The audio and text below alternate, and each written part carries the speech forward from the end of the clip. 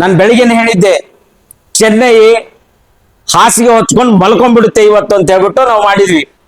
ಈ ಗೆಲುವು ನಮ್ಮ ಎಲ್ಲ RCB ಅಭಿಮಾನಿಗಳಿಗೆ ಹಾಲು ಉಣಿಸಿದಂತಾಯಿತು. ಹಾಲು ಕುಡಿದಷ್ಟೇ ಸಂತೋಷವಾಯಿತು ಅಂತ ಹೇಳಬಹುದು. ಜೈ RCB.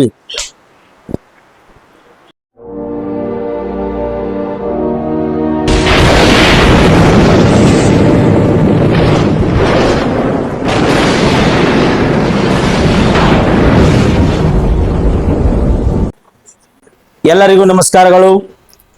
ಎಲ್ಲ RCB ಅಭಿಮಾನಿಗಳಿಗೆ ಇವತ್ತು ಒಂದು ಹಬ್ಬದ ದಿವಸ ಅಂತ ಹೇಳಬಹುದು.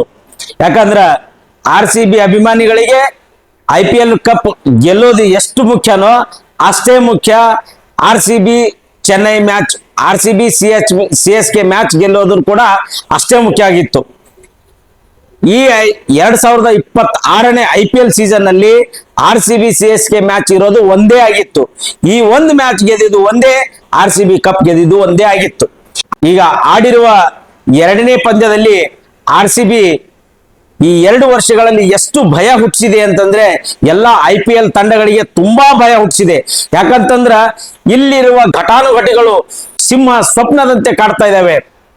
ಎಲ್ಲಾ ಪ್ಲೇಯರ್ಗಳು ಕೂಡ ಚೆನ್ನೈನ ಆಟಗಾರರಿಗೆ ನೈಟ್ ಮೇರ್ ಆಗಿ ಕಂಡು ಬಂದ್ರು. ನೋಡ್ರಿ, RCB ನಾನು ಬೆಳಿಗ್ಗೆನೆ ಹೇಳಿದ್ದೆ, ಚೆನ್ನೈ ಹಾಸಿಗೆ ಹೊಚ್ಕೊಂಡು ಮಲ್ಕೊಂಡ್ಬಿಡುತ್ತೆ ಇವತ್ತು ಅಂತ ಹೇಳ್ಬಿಟ್ಟು ನಾವು ಮಾಡಿದ್ವಿ. ಅದೇ ತರಹನೇ ನಮ್ಮ RCB ಬ್ಯಾಟಿಂಗ್ ಅನ್ನ ಟಾಸ್ ಸೋತು ಬ್ಯಾಟಿಂಗ್ ಅನ್ನ ಆರಂಭಿಸ್ತು. ಮೊದಲ 3 ಓವರ್ಗಳಲ್ಲಿ ಯಾವುದೇ ಬೌಂಡ್ರಿ ಬರಲಿಲ್ಲ. ಆದ್ರೂ ಕಿಂಗ್ ಕೊಹ್ಲಿ ಆರ್ಭಟ ನಿಲ್ಲಿಸಲಿಲ್ಲ. ತನ್ನ ಯಥಾ ಪ್ರಕಾರದ ಅನುಭವದ ಬ್ಯಾಟಿಂಗ್ ಅನ್ನ ಮುಂದುವರಿಸಿ ಒಳ್ಳೆಯ ಉತ್ತಮ ಅಡಿಪಾಯವನ್ನ ಹಾಕಿಕೊಟ್ಟು ಔಟ್ ಆಗೋದ್ರು. ನಿಧಾನಗತಿಯ ಪ್ರಾರಂಭವನ್ನೇ ಪಡಿತು. RCB ಏನು ಉತ್ತಮ ಆರಂಭ ಪಡಿಲಿಲ್ಲ. ಮೊದಲ 6 ಓವರ್ಗಳಲ್ಲಿ ಅಂದ್ರೆ ಪವರ್ ಪ್ಲೇನಲ್ಲಿ RCB ಕೇವಲ 51 ರನ್ಗಳನ್ನ ಮಾತ್ರ ಗಳಿಸಿತ್ತು. ಜೊತೆಗೆ ವಿರಾಟ್ ಕೊಹ್ಲಿ ಅವರ ವಿಕೆಟ್ ಅನ್ನ ಕಳೆದುಕೊಂಡಿತ್ತು.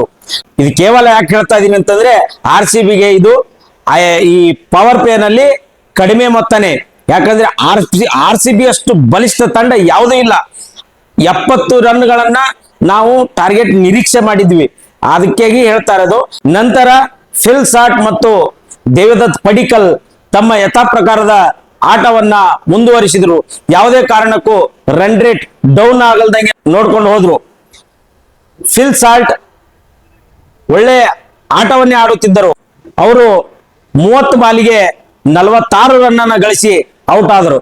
ನಂತರ ಬಂದಿದ್ದು ದ ಕ್ಯಾಪ್ಟನ್ ರಜತ್ ಪಟಿದಾರ್ ಮತ್ತು ದೇವದತ್ ಪಡಿಕ್ಕಲ್ ಎಂತಹ ಆಟವನ್ನು ಆಡಿದರೆ ಅಂದ್ರೆ ಯಾವುದೇ ತಂಡದ ವಿರುದ್ಧ ಇಂತಹ ಬಲಿಷ್ಠ RCB ಇದೆ ಅಂತ ಹೇಳಿಕೆ ಭಯ ಪಡಿಸುವಂತ ಆಟವನ್ನ, ಬಹಳ ವೇಗದ ಆಟವನ್ನ ಮುಂದುವರಿಸಿಕೊಂಡು ಹೋದ್ರು. ಆದರೂ ಕೂಡ ದೇವದತ್ ಪಡಿಕ್ಕಲ್ ಲಾಸ್ಟ್ ಸೀಸನ್ ನಲ್ಲಿ ಏನ್ ಆಟ ಆಡ್ತಿದ್ರು ಆ ಆಟವನ್ನೆಲ್ಲ ಓವರ್ಟೇಕ್ ಮಾಡಿ ಈ ಮೊನ್ನೆ ನಡೆದಂತ SRH ಮ್ಯಾಚ್ ಅವತ್ತು ಕೂಡ ಅದ್ಭುತವಾದಂತಹ ಬ್ಯಾಟಿಂಗ್ ಅನ್ನ ಆಡಿದ್ರು. ಇವತ್ತು ಕೂಡ ತುಂಬಾ ಅದ್ಭುತವಾದಂತಹ ಆಟವನ್ನ ಆಡಿ ಅವರ ಅರ್ಧ ಶತಕವನ್ನ ಸಂಪೂರ್ಣ ಮಾಡಿ ಅವರು ಔಟ್ ಆದ್ರು. ನಂತರ ಜೊತೆಯಾಗಿದ್ದೇ ಟಿಮ್ ಡೇವಿಡ್ ದಿ ಡೆವಿಲ್ ಅಂತ ಹೇಳಬಹುದು. ಯಾಕಂದ್ರೆ ಟಿಮ್ ಡೇವಿಡ್ ಆಡಿದಂತಹ ಆಟ ಇದು ಬಹಳ ಅತ್ಯದ್ಭುತ ರೋಮಾಂಚಕರವಾಗಿತ್ತು ಅಂತ ಹೇಳಬಹುದು. ಯಾಕಂದ್ರೆ ಟಿಮ್ ಡೇವಿಡ್ ಲಾಸ್ಟ್ ಓವರ್ಗಳಲ್ಲಿ ಏನಂದ್ರೆ ಸಿಂಹ ಸಂಪೂರ್ಣವಾಗಿ ಕಾಡಿದ್ರು ಅಂತ ಹೇಳ್ಬಹುದು.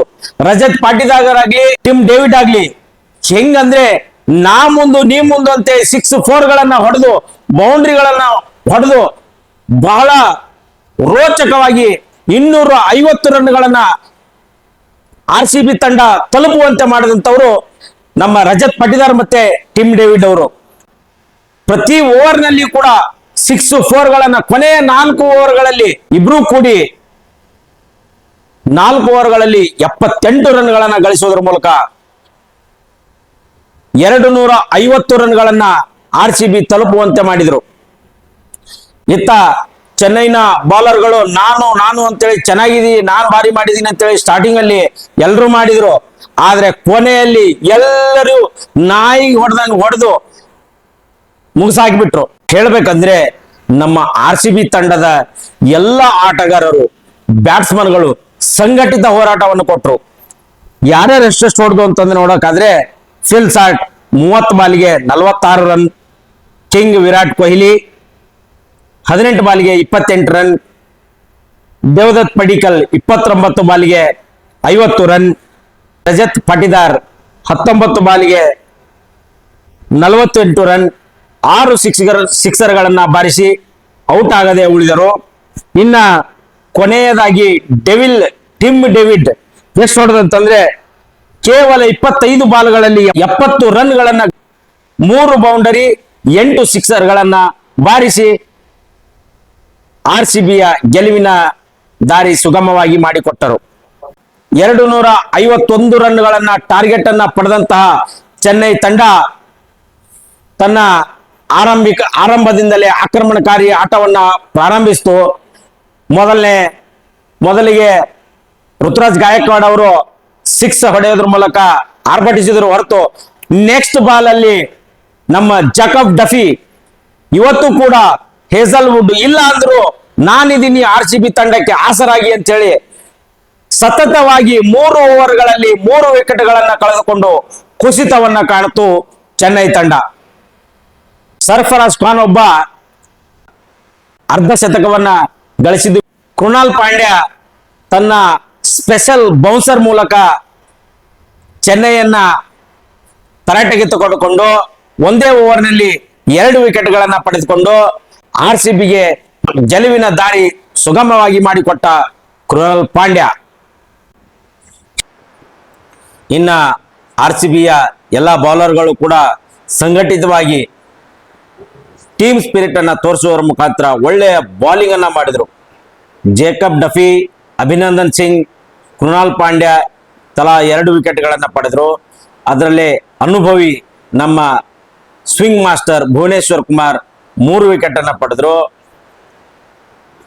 ಶ್ರೇಯಸ್ ಶರ್ಮಾ ಲೆಗ್ ಸ್ಪಿನ್ನರ್ ಅವರು ಕೂಡ 1 ವಿಕೆಟ್ ಅನ್ನ ಪಡೆದ್ರು. ಟೋಟಲ್ ಆಗಿ ಹೇಳ್ಬೇಕಂದ್ರೆ ನಮ್ಮ RCB 250 ರನ್ಗಳನ್ನ 3 ವಿಕೆಟ್ಗಳನ್ನ ಕಳೆದುಕೊಂಡು ಗಳಿಸಿತ್ತು. ಕೊನೆಯಲ್ಲಿ 207 ರನ್ಗಳಿಗೆ ಚೆನ್ನೈ ಆಲ್ಔಟ್ ಆಗುವುದರ ಮೂಲಕ ನಮ್ಮ RCB ತಂಡ 43 ರನ್ಗಳ ಬೃಹತ್ ಮೊತ್ತದ ಅಂತರದಿಂದ ಗೆಲುವಿನ ನೆಗೆ ಬೀರಿತು. ಈ ಗೆಲುವು ನಮ್ಮ ಎಲ್ಲ RCB ಅಭಿಮಾನಿಗಳಿಗೆ ಹಾಲುಣಿಸಿದಂತಾಯಿತು. ಹಾಲು ಕುಡಿದಷ್ಟೇ ಸಂತೋಷವಾಯಿತು ಅಂತ ಹೇಳಬಹುದು. ಜೈ RCB.